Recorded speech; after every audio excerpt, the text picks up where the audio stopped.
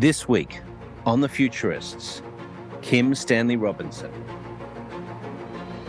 This whole science fiction exercise of terraforming, other planets. A, we can only get to Mars and Venus in any practical sense. B, Earth is in terrible trouble, and the ecosystem could crash in a way that would crash civilization with it.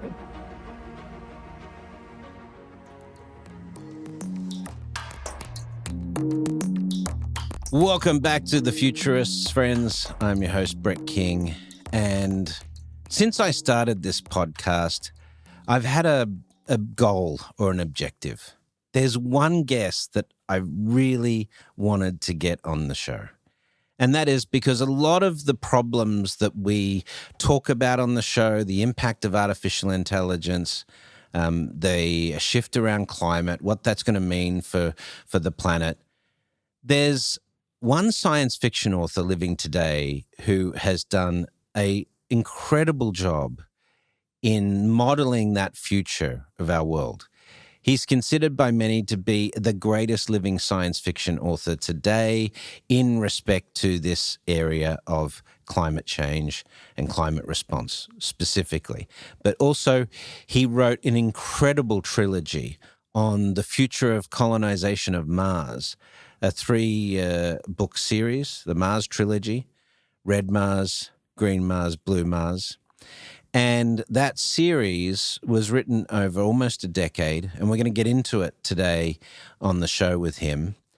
But each of these moments sort of that we're seeing today, the SpaceX program, Starship program potentially taking us to Mars, how climate is unfolding and how we're, starting to see, the Greenland and West Antarctic ice shelves at threat and, the climbing temperatures and that affecting, arable land and farming and so forth. All of this stuff he's modeled out in various ways through his series of science fiction books. So it's, really a great fabric from which to continue this radio show or this podcast in respect to how we solve some of these problems of the future. And when it comes to this area, I would like to think that this is sort of the ultimate guest for us to have on the show, or the ultimate type of guest. We also get into his future of economics thinking, how that might work, and sort of how geopolitics might evolve somewhat as well. This is a 2-part series. We're going to play the second part of his interview next week. But I just wanted to share some of the, my thoughts as we go into this interview. At the end of the interview, I'll give you some thoughts in terms of each of the sections and some of the truths and some of the opinions that Stan delivers to us. But it was a personal highlight for me to have Stan join us on the show, and he did not disappoint. He's an incredible author and an incredible philosopher and thinker when it comes to the future of humanity. And I think we're all going to be a little bit smarter for having listened to his insights on the show. Welcome to this week's Futurists with Kim Stanley Robinson. Welcome to The Futurists. I am your host, Brett King, and joining me today in the hosting chair is Rob Tercek. Hey, Howdy. Rob. Good to see you. And Miss Metaverse. Hey, Kate. Hey, happy to be back. Yeah, well, this is one that, as you guys know, I've been a big fan of this author's work, and we've been hoping to get him on for a while. And very fortunately, with an introduction to David Brin, we've made it happen. Many of you will know this author because we've talked about a lot of his work on the show, particularly in respect to things like colonization of Mars and so forth. And he's an American writer of science fiction. In fact, the New Yorker says he's generally acknowledged as one of the greatest living science fiction writers. His name is Kim Stanley Robinson. Stan, welcome to The Futurists. And thanks, you guys. It's good to be with you. Where are you coming to us from today? I am in Davis, California, where I live, a little town, college town, about 10 miles west of Sacramento. Awesome. Well, first of all, I think why don't we get started with, how when it was that you decided that you wanted to be a science fiction author? When did you have that epiphany, or did it just happen organically? Well, there was a kind of an epiphany. I was a reader as a kid, and through high school, I was a reader of detective stories, and I didn't really know about science fiction. And right at the end of my high school career, I ran into the science fiction section of my library and began to read it, and it seemed right to me. I had grown up in Orange County, California, when it was agricultural, and it got turned into city through my childhood and youth. I saw that process. And when I started reading science fiction, I said to myself, this feels right. This is a actual realism, at least a realism of feelings. And I started to read science fiction intensively. And I got a lot of help, I have to say, from my literature department professors at UC San Diego. And they sent me up to an English professor at Cal State Fullerton, close to where I grew up, Willis McNally. He was a science fiction expert. This was just like 1970 or 71. But they were encouraging. They said, if you're into it, go for it, and introduced me to Harlan Ellison, who gave me the address for the Clarion Science Fiction Writers Workshop. And I thought, I had been writing poetry, and that wasn't going spectacularly well, but it was fun to try. And with this Clarion address, I wrote off and said I'd like to join. And I had one science fiction short story. I sent it off to Clarion, and they accepted me, but I couldn't go that summer. I was working. I had girlfriend issues, and I said, sorry, I can't come this summer. They showed that story to Damon Knight. And when I was driving across the United States on Highway 80 from Northern California to Boston to go to graduate school, I called home to my mom, and she said, there's a letter here from Damon Knight. And I said, open it and read it. And it said, I like your Clarion submission story. Can I buy it for Orbit, the anthology that he ran at the time? And so I drove up to the highest point on Highway 80, where there's a giant statue of the head of Abraham Lincoln. And I slept in the parking lot, as I was doing in those days, next to my car. And I would say that night, under Lincoln's head, a space I visited just last year for the first time, and in between, I said, well, I want to do this. And so science fiction became my cause at that point, my project. And I've focused on it ever since that day, which I guess would have been sometime in late August of 1974. Nice. Interesting. Nice. Now, you Moment of epiphany. Yeah. It's interesting because you have described, and I know Rob wants to talk about this as well. You have described how various places and environments have stimulated your ideas and your writing. Of course, one of the themes that you are known for these days, not just from your most recent work, but even your first trilogy, the Orange County trilogy or the Three Californias trilogy, that even right back then, in '84, I think it was when you started that, had a very strong sort of climate and environmental message to it. So was that was the science fiction a vehicle for that, or was that just something that to you sort of came naturally as part of the writing? I think it's more the latter, but I've been pondering that question. And what I think happened was when I fell in love with science fiction and read it intensively, so I'm reading, say, the 30s, 40s, 50s, and 60s, I noticed that it was kind of an urban literature. The spaceship is a city. There's Asimov's Trantor. It was mostly guys. It was mostly urban guys. And so it was apartment literature, or they knew urban spaces. There wasn't much in the way of landscapes or settings. Now, that wasn't entirely true. There was Clifford Simak in the backwoods of Wisconsin. Edgar Pangborn in the backwoods of Connecticut. And then also, very importantly, Jack Vance, with his planetary romances, Seen Places, and then Ursula Le Guin in her first 4 novels, Right. which blew my mind. And they were all planetary romances. They were place novels. And, it's not that it was a California thing. It was specific people who were I guess in literary terms, you could say they were aware that setting is important, that it's another character of sorts, and that it impacts all the other characters, and it gives a mood or a spaciousness to the narrative, that the humans are in a backdrop against their, not just their landscape, but in science fictional terms, their planet. Well, there I thought I could bring something, because I'd spent a lot of time in the beaches, and already when I began writing science fiction, I had spent a fair bit of time in the Sierra Nevada. So I thought, well, something new I could bring to science fiction is not quite new, but relatively new, is this angle of landscapes, of settings, of the planet being part of the story, like a crucial part of the story. By the time I got to the Mars Trilogy, of course, that was the main method that I was using. But even from the very start in my 3 California novels, there were 3 different Southern Californias because of the historical and climactic fates that I cast the 3 different futures into. So it was something I was paying attention from the start, partly just because it's what I knew, partly because I thought it was a new literary effect or something that could make me distinctive in the crowd of science fiction writers, that I would join that small group that I just mentioned and be that kind of a science fiction writer that was attentive to place.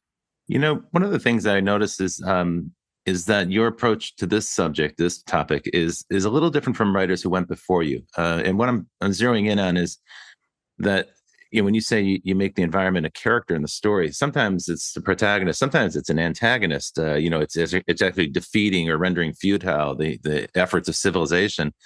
And I think that's novel, right? If you think about things that came before, like Dune or Asimov's Foundation series, here mankind's always dominant, and it's like they're always acting on the environment. What I've taken from some of your work is that doesn't always work so well for humanity. Humanity's always striving to establish civilization, and then the planet's going to do its own thing. You cannot control it. You can't dominate it. How much of that comes from your own experience? Say, for instance, you've written extensively about hiking in the mountains in the Sierra Nevadas. How much of that comes from your experience there? A lot of it does. There's a very powerful feeling that comes from walking every day. And having just your entire household carried on your back. This is primeval. It's some kind of Paleolithic feeling, and our brains grew from a third of the size they are now to the size they are now, pursuing that activity. So when you pursue that activity, all those parts of your brain that grew doing it, they begin to hum, and in ways that don't happen when you live in rooms. So it makes you aware in a very deep level, and a kind of underbed of everything that you think with your conscious mind has got an extra hum to it from following that activity. And trying to write that down is hard. Now, but I'm glad, Rob, that you mentioned Dune, because really Dune was transformative. I read it on a trip through Canada in '71, a little late compared to its publication date, but it was becoming famous. And those people are coping with that planet and doing what they can with the tech that they have. And the planet rules. You can't change Dune. They're not terraforming Dune. They're existing there. And it's an ecological novel. And Herbert famously did studies on sand dunes and how to calm them down with grass, etc. This was news to me. And again, I read that about '71. And was I've since reread Dune, and it seems to be that Herbert was actually teaching himself how to write novels whilst he wrote Dune. It was a long process. It begins clunky and with villains that twirl their mustaches, and is basically unimpressive as hell on the human level. And the story kind of lifted from the story of Muhammad, et cetera, et cetera. But as that novel goes on, it gathers strength and momentum, and it's partly the planet itself becoming such a vibrant protagonist or thing that everybody has to cope with. And so I didn't love that book the way I love Le Guin, and this has to do with personalities and characters and style, but I admired it hugely, and it had a big impact on me. And many others, of course, right? Including George Lucas, right, and the whole Star Wars. Yeah. So Indeed, yes. It's also interesting that Kevin J. Anderson, who now is heavily involved in the Dune universe, who I'm sure you know, Stan, he does a lot of his writing hiking as well. He actually dictates into a voice recorder, which we've interviewed him on the show about that. I still find that amazing, but very, very interesting. But you reportedly at an interview at UCSD said you got one of the ideas that stimulated the Mars trilogy for you was that you saw a satellite photo of Mars and you thought, I'd love to go hiking there. Is that true? Oh, yes. The Viking data were mind-boggling because before Mariner and Viking, we knew next to nothing about Mars. And then when we got the photos, both on the ground, but especially the satellite photos, NASA put out a book of photos from the Viking orbiter that included some that had stereopticon visions and a little device at the back you could put on the page and look through both lenses, and it would pop to 3D. And a specific moment where it popped to 3D, and it was one cliff crossing another at almost right angles in a way that I don't think its equivalent exists on Earth. And I thought that would be an amazing thing to see. And in general, although I was deceived in many ways at that moment, I thought that would be a great place to go backpacking. And this was around 1980. And so at that point, my whole Mars project began to develop in my mind. I wrote a short story to test it out. I wrote a novella to grab the title, Green Mars, which I thought was hanging fruit that was too obvious. Someone else was going to use it before I got to it. And so I slowly built up to the writing of the Mars Trilogy, and it was based on this apprehension that it would be a great place to wander the surface, which I still think is quite true, although now we know the surface is intensely poisonous, which we didn't know back then. Yeah. Tell us about your methodology when you do research for a book. We're keen to understand that, and our listeners like to hear about futurist methodologies in general. But it's quite clear when you read your books, there's an enormous amount of research going on. So it's not just about staring at a map and imagining. You dig much deeper. Tell us a little bit about your process for preparing for a novel. Well, I read a lot. I like to read. I like to be comprehensive in my reading and also random in my reading. And so as an ordinary reader or an intensive reader in love with reading, I like being random. I'll pick up a book and I'll think, gee, I wonder what this is. I like to read. And I love that feeling of randomness because I was probably a student for way too long. And I don't like people telling me what to read anymore.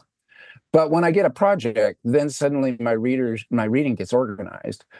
And then with Mars, I was lucky. It was the high point of the Viking generation of Mars planetologists. They were excited. They had new data that had never been seen before. They were analyzing it and postulating about it. And there's no coincidence that the early terraforming thinking and Mars study came about at the same time, because Mars turns out to be looked like then in 1980 a perfect candidate for terraforming within human powers to turn it into a kind of a garden planet just on the edge of the zone of habitability. Got some frozen water, got a lot of volatiles. All you have to do is heat that planet up and introduce some Terran DNA, and bam, you've got the high Arctic. This was the thought at the time. And so I ran into those people and I introduced myself to one of the most prominent and best of them, Christopher McKay, NASA scientist working down at NASA Ames in Mountain View, California. Yeah, great guy. And only about 100 miles from me. And he immediately became my tech support and has been ever since. When I need to have a planetologist answer a question, I'll email Chris, he'll answer, and I always find it helpful. He's a wonderful teacher. He's extremely clear and persuasive. He's a good writer. So that was how I did it. And the one thing I want to add to that is that it took me about 7 years to write the Mars trilogy. That now looks really fast to me, and I'm not sure how I did it. But the thing is, I was researching the whole time. So there's stuff in Blue Mars that I did not know when I wrote Red Mars. Yeah. And that's good. It means Blue Mars looks like it has plot surprises. It looks like I might have saved this information. In fact, I didn't know it at all. And I found it out late in the game of writing. And so it was actually a help to the novel rather than a hindrance. We don't always know that. It seems like you have all the answers at your disposal. So frankly, I was going to say the same. You know, like you seem like an expert on geology. Exactly. You delve into longevity. You know, not only looking at establishing a colony, but just the idea of the first 100. You know, and their different applications and so forth. It's so well-rounded in terms of sort of thinking about all of those issues. But of course, we've learned more about Mars, you know, since you wrote that trilogy. And sort of this sort of brings me to the fact that a couple of times you've had very close attempts at adapting this to film or to TV. But maybe the better way to ask you the question is, if you wrote the Mars trilogy today, how would it be different? Oh, God. Well, luckily, that is a hypothetical, because I don't want to change a word of that trilogy. It strikes No, I don't me think you that should it's, either. But yeah, it's solid like a boulder. It has its own integrity. There are things in it that we now know are wrong. The main thing that is problematic, let's put it, is that we've discovered since I wrote the book that there are perchlorates in the soil. Perchlorates. I don't know how to pronounce it, but I do know that it's highly poisonous to humans. So we use it in the parts per billion to dampen our thyroids. If you've got hyperthyroidism, it's a medicine, it's a poison. It's in the parts per hundred in Martian sand. And so you would have to hydrate the entire surface of Mars, and that would quickly detoxify the planetary surface. But there you've got a kind of chicken and egg problem. How do you hydrate the entire surface of Mars? It's not practical. So that's the one finding that has happened since my book came out that sort of turns my book into a bit of a fantasy. And I like science fiction more than I like fantasy. So I'm discouraged at that. But there's also the possibility that there's still life living in the regolith on Mars, a very remote possibility. My expert friends tell me, but it's not entirely off the table. So that too is a complication. And then also the geopolitical situation. I was thinking about this after I read your questions. I have an American-Russian team go up there because these are two fading powers who have space programs. They're trying to stave off the tigers of Hong Kong and Taiwan and Vietnam, the East Asian tiger economies. Well, all of that is perfectly accurate to 1990, but it didn't turn out that way. And here we are now in 2024. You can see that it is a work of its moment. And if you were to write it now, the obvious thing to do would be to talk about America and China cooperating and maybe try to draw the Russians back into it, like on the space station. It would be messy. But luckily, the Mars trilogy is messy also. What are your thoughts on the future of terraforming? Do you now with everything the way it is these days, do you think it's better that we focus more on Earth, or should we be focusing on other planets? Well, on Earth, for sure. And luckily, terraforming serves as an excellent metaphor for geoengineering. So the exercise of reading the Mars trilogy, for instance, will make you aware that humans can tinker with the atmosphere. And at that point, since we're doing that here now, we're actively terraforming Earth. Now, Earth was already in a very human-friendly state, and so terraforming it has been in a bad way. But we can maybe terraform it in a good way and repair the damage we've done. So this is the only use for terraforming, which turns out to be highly impractical. Do you consider yourself an optimist about terraforming, about our ability to actually make a long-term impact for the good? On Earth, I do, yes. And I want to just say that this whole science fiction exercise of terraforming other planets. A, we can only get to Mars and Venus in any practical sense. B, Earth is in terrible trouble, and the ecosystem could crash in a way that would crash civilization with it. So the way to use science fiction right now is as a tool to imagine how to repair Earth's biosphere and make it a long-term space for human civilization to thrive in. That's the only use for science fiction right now. Yeah. Well, that brings us up. That brings up the questions of governance and how you achieve consensus, and those are big topics. Why don't we wait till after the break to dive into that? Yeah, I want to get into the economics as well. Yeah, great stuff so far. Yeah. Well, what we like to do before we take a break, Stan, is we like to have what we call a quick fire round. Just short, punchy questions and answers, so our listeners can get to know you a little bit better. So, here is the lightning round. Okay. What was the first science fiction you remember being exposed to? Jules Verne. Awesome. What technology has most changed humanity, do you think? Whoa. Language. Yeah, that's good. What is the best prediction an entrepreneur, a futurist, or a science fiction writer has ever made, in your opinion? Or forecast? Well, I'll say H.G. Wells constantly said there's going to need to be world government for humanity not to kill itself off. So we're in the midst of that. Awesome. And the final one is, what science fiction story is most representative of the future you hope for? That's a hard one.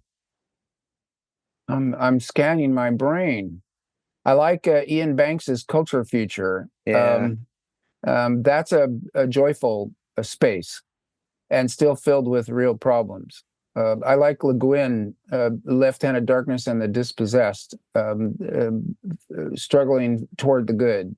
And maybe I could just say my own ministry for the future, the next 30 years, best case scenario, getting through this next few decades without a mass extinction event caused by us. That would be utopia in the new definition. Well, that was a phenomenal show. I don't know if you guys enjoyed it as much as I did. It's just the first segment. We've got next week will be part 2. But I do find some of the insights really interesting in terms of how he got into his career, that moment when he had to decide if he was going to pursue writing. And then the Viking missions, those stereopticon pictures that led to him thinking and looking down on Mars and saying he'd love to go hiking there, and that starting this incredible chain of events that led to the Mars Trilogy. Another really great insight was in the research phase for the Mars Trilogy, how Stan ended up working with Chris McKay, who's one of the world's leading planetologists and indeed the preeminent NASA expert on Mars terraforming. So there's real science behind the development of the Mars Trilogy. Of course, we have learned more, as Stan points out during the interview, about the Martian environment since this trilogy was written. But at the time, there was very solid research behind the trilogy. Even Stan pointed out also that in the research phase for this, that he was researching throughout the entire 7 years that it took him to write the trilogy. And particularly, he noted that for the final book, Blue Mars, the final book in the series, he knew things, he had uncovered things in his research that he didn't know when he wrote the first book. And that's why some of that science developed during the trilogy also. And finally, in the final section before the break, we talked about terraforming, and obviously the Mars Trilogy focuses a lot on terraforming Mars, but we ended up having a conversation about terraforming Earth and the need for us to geoengineer our way out of the problems we've created in the climate. We'll discuss that more in the second half, as well as getting into ecoeconomics and a bit of a plan for the climate. but a fantastic first segment of this special episode, Kim Stanley Robinson, the Minister for the Future. Provoke Media is proud to sponsor, produce, and support the Futurists podcast. Provoke.fm is a global podcast network and content creation company with the world's leading fintech podcast and radio show, Breaking Banks. And of course, its spin-off podcast, Breaking Banks Europe, Breaking Banks Asia Pacific, and the FinTech 5. But we also produce the official Finovate podcast, Tech on Reg, Emerge Everywhere, the podcast of the Financial Health Network, and Next Gen Banker. For information about all our podcasts, go to provoke.fm or check out Breaking Banks, the world's #1 fintech podcast and radio show. Well, that's it for the Futurists this week. If you like the show, we sure hope you did. Please subscribe and share it with the people in your community. And don't forget to leave us a 5-star review. That really helps other people find the show. And you can ping us anytime on Instagram and Twitter at Futurist Podcast for the folks that you'd like to see on the show or the questions that you'd like us to ask.